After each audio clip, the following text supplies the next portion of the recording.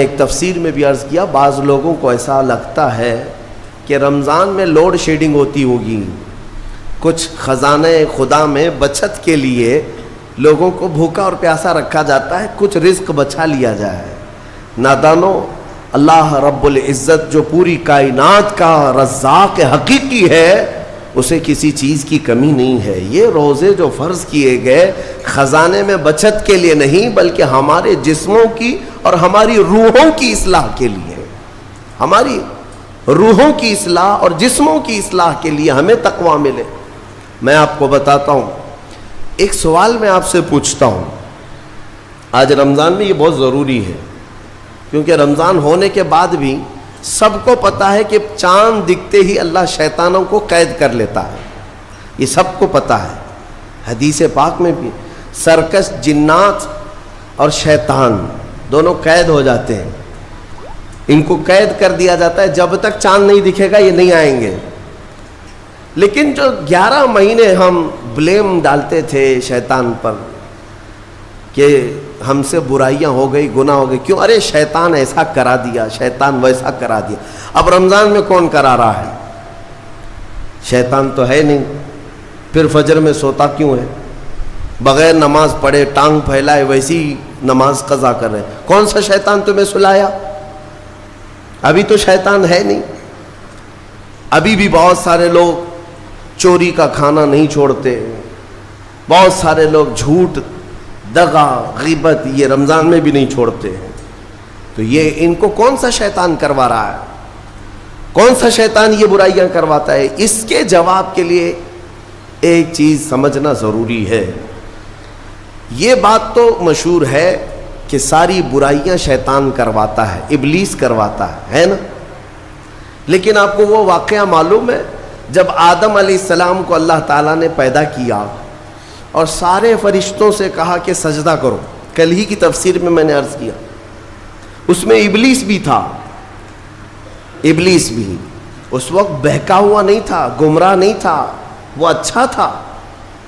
ابلیس تو بہت عبادت کرنے والا تھا اللہ تعالیٰ کی، تو اس نے اللہ کے حکم کو ٹال کر آدم کو سجدہ نہیں کیا، غرور میں کھڑا رہا، نافرمانی کیا۔ تو اب میں یہ سوال کرتا ہوں کہ ہر ایک کو گمراہ کرنے والا شیطان ہے، تو شیطان کو کس نے گمراہ کیا تھا؟ اس کو کس نے روکا سجدہ مت کرنا آدم کو؟ کوئی ہے بہکانے والا؟ ارے وہ تو پہلا ابلیس ہے، اس سے پہلے تو کوئی ابلیس تھا ہی نہیں، اس سے پہلے تو کوئی شیطان تھا ہی نہیں۔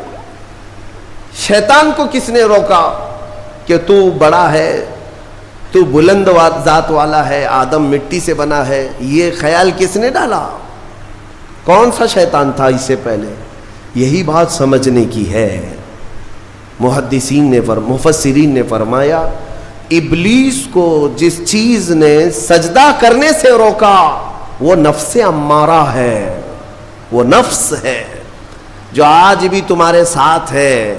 ہاں، شیطان تو قید ہو جاتا ہے رمضان کے شروع ہوتے ہی، لیکن نفس تو ساتھ میں رہتا ہے۔ اب پتہ چلا کہ رمضان میں جو کچھ بھی غلطیاں یا کوتاہیاں یا گناہ کچھ لوگوں سے سرزد ہوتے ہیں تو یہ نفس کے پجاری ہیں، نفس ان کے ساتھ ہے، یہ نفس کی غلامی میں آ گئے اور نفس کے شکار ہو گئے۔ اسی لیے قرآن میں اللہ تعالیٰ نے اپنے رسول سے بھی یہ فرمایا، اَرَأَيْتَ مَنِ اتَّخَذَ إِلَٰهَهُ هَوَاهُ أَفَأَنْتَ تَكُونُ عَلَيْهِ وَكِيلًا۔ اے رسول، کیا آپ نہیں دیکھتے کچھ لوگ ایسے ہیں جنہوں نے اپنے نفسانی خواہشات کو اپنا خدا بنا لیا ہے، اپنی خواہشات کو اپنا خدا بنا لیا ہے۔ اے رسول، کیا آپ ایسوں کی سفارش کریں گے، ایسے لوگوں کی وکالت کریں گے؟ یعنی رب تبارک و تعالیٰ نے فرمایا کچھ لوگ وہ ہیں جو اپنی خواہشات کی پوجا میں ہیں۔ کیا مطلب خواہشات کی پوجا؟ کیا مطلب ہے اپنے خواہشات کے پیچھے چلنا؟ مطلب یہی ہے کہ جو دل میں آیا اس بندے نے یہ سوچ لیا اسے کرنا ہی ہے مجھے، یہ خواہشات کے پیچھے چل رہا ہے۔ ہاں، تمہیں آرام کی فکر ہوئی، تم نے خدا کے فرمان کو ٹال دیا لیکن اپنی نفس کی سن لیا۔ اللہ تبارک و تعالیٰ کا حکم کچھ اور ہے لیکن تمہاری طبیعت کچھ اور چاہ رہی ہے۔ رب تبارک و تعالیٰ کا حکم تھا صبح صبح تمہیں اپنے گھر بلا رہا تھا، لیکن تم نے اس کی نہیں سنی، اپنے من کی سنی، اپنے نفس کی. تو یہی تو ہوا نفس کی پوجا، یہی ہے نفس کی عبادت، نفس کی پرستش، جس کو قرآن میں کہا گیا ہے کہ کچھ لوگ ایسے ہیں جنہوں نے اپنی خواہشات کو خدا بنا لیا ہے. یہ نفس امارہ جس کے بھی اوپر حاوی ہو جاتا ہے، اچھے اچھوں کو یہ ان کا تقوی بھسم کر دیتا ہے، ایمان سے بھی دور کر جاتا ہے. اس لیے میرے عزیزوں، میں جو عرض کرنے جا رہا ہوں وہ یہ ہے کہ ہمارے لیے زندگی میں سب سے بڑا چیلنج اپنے نفس امارہ سے لڑنا.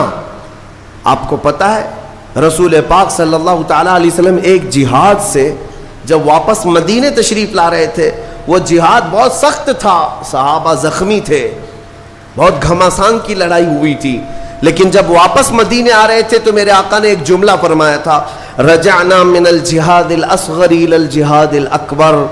اے میرے صحابہ، ہم چھوٹے جہاد سے بڑے جہاد کی طرف جا رہے ہیں. صحابہ نے پوچھا اس سے بڑا جہاد اب کون سا ہے یا رسول اللہ؟ میرے آقا صلی اللہ علیہ وسلم فرماتے ہیں، اے میرے صحابہ، اپنے نفس سے لڑنا اب یہ بڑا جہاد ہے، نفس سے لڑنا بڑا جہاد ہے. میرے عزیزوں، یہ خواہشات کو ہی ختم کرنا ہو، اس نفس کو اگر کنٹرول میں لانا ہو تو کیا کرو گے؟ نفس امارہ سب کے پاس ہے. قرآن میں مولا فرماتا ہے وَمَا أُبَرِّئُ نَفْسِي إِنَّ النَّفْسَ لَأَمَّارَةٌ بِالسُّوءِ إِلَّا مَا رَحِمَ رَبِّي. کوئی اپنے نفس سے بچ نہیں پائے گا سوائے وہ شخص جس پر میرا رب رحم فرمائے. اللہ کا رحم جس پر ہو گیا وہ اپنے نفس سے بچ جائے گا. میں آپ کو ایک دعا بتاتا ہوں. حضور پاک صلی اللہ علیہ وسلم اگر دعا کرتے تھے تو اس سے آپ کو اندازہ ہو جائے گا کہ یہ کتنی امپورٹنٹ چیز میں آپ کے سامنے کہہ جا رہا ہوں. کون سی؟ حضور جب دعا کرتے تھے تو یوں کہتے تھے اللہ کی بارگاہ میں، اللہم لا تکلنی الی نفسی طرفۃ عین. اے اللہ تو مجھے میرے نفس کے حوالے ایک منٹ کے لیے بھی مت دینا، تو اپنی حفاظت میں رکھ. حضور جب یہ دعا کرتے تھے کہ مجھے میرے نفس کے حوالے ایک منٹ کے لیے، طرفۃ عین کہتے ہیں پلک جھپکنے کے برابر، اتنے ٹائم کے لیے بھی اے اللہ تو مجھے میرے نفس کے حوالے مت کرنا، تو اپنی حفاظت میں رکھ. سید الانبیاء جب یہ دعا کرتے ہیں تو اندازہ کرو اے مومنو، نفس کی تباہ کاریاں کیا کیا ہیں. یہ کتنوں کو ہلاک کر دیتا ہے، کتنوں کا عمل ضائع کرتا ہے، کتنوں کا ایمان ختم کرتا ہے. اب میں جو بات کہہ رہا ہوں وہ یہ توجہ سے سنو.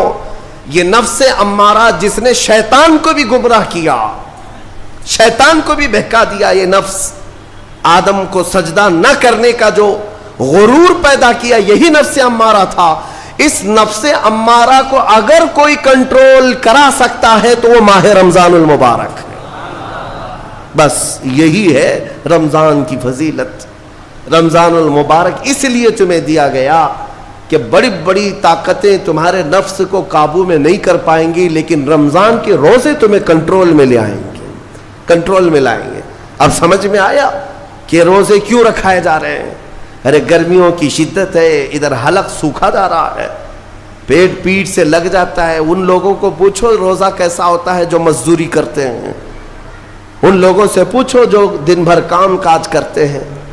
میرے عزیزوں، روزے رکھنے کے بعد کیا رب تبارک و تعالی کسی کو اس کی طاقت سے زیادہ تکلیف دینا چاہتا ہے؟ نہیں میرے عزیزوں، وہ رحمان ہے. اس نے جب تمہیں ماں کے پیٹ میں 9 مہینے رزق دیا تو کیا کائنات میں نہیں دے گا؟ تمہیں ماں کے پیٹ میں بھی رزق دیتا رہا. تم جب دنیا میں آئے تمہارے ماں کے سینے میں خون سے دودھ کس نے بنایا؟ تمہارے رزق کا انتظام کرنے والا وہ خدا.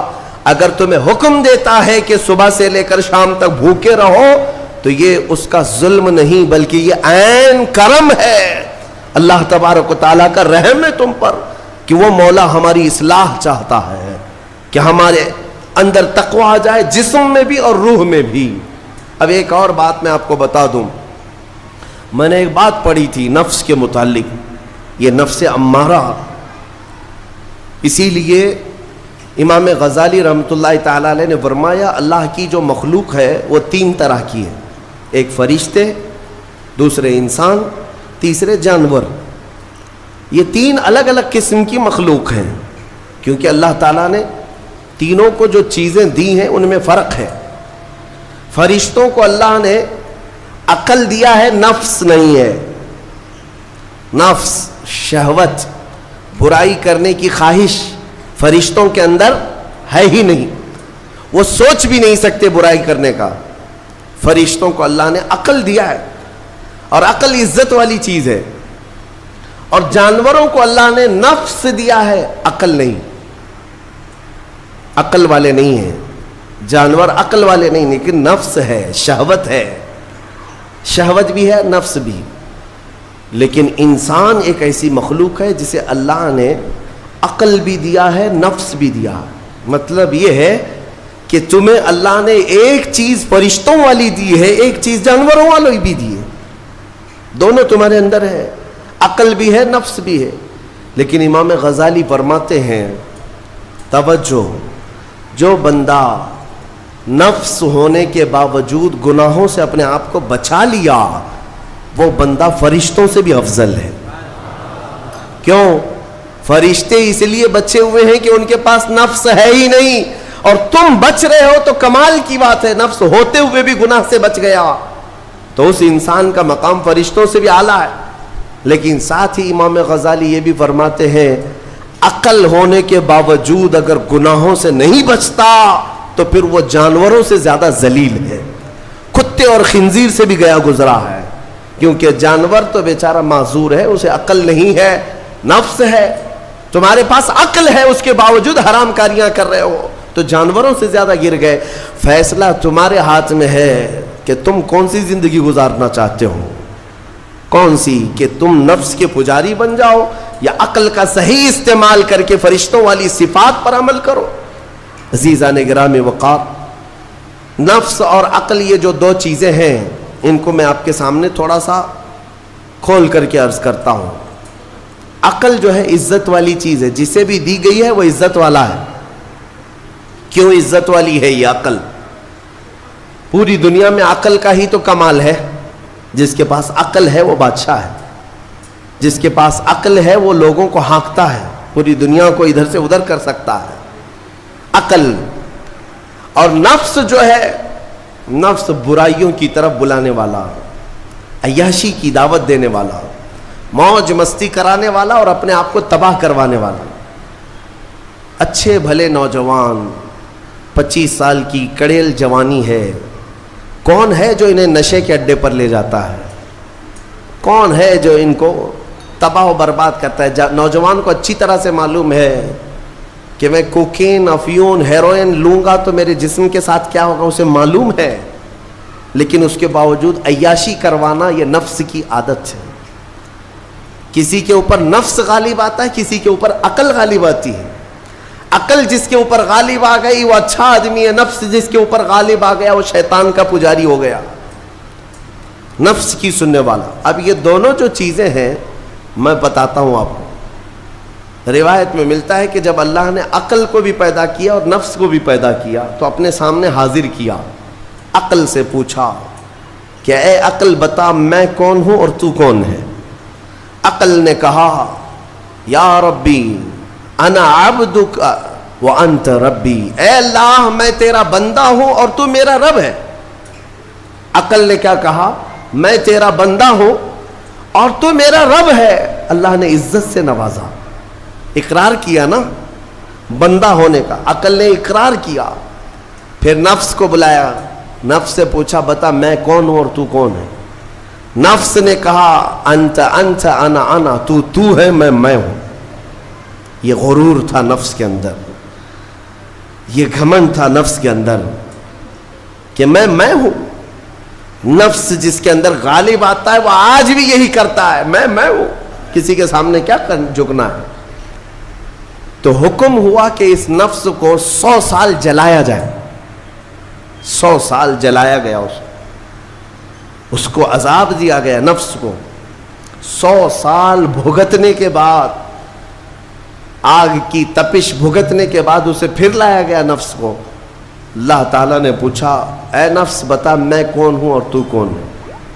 نفس نے کہا انت انت انا انا، تو ہے میں ہوں.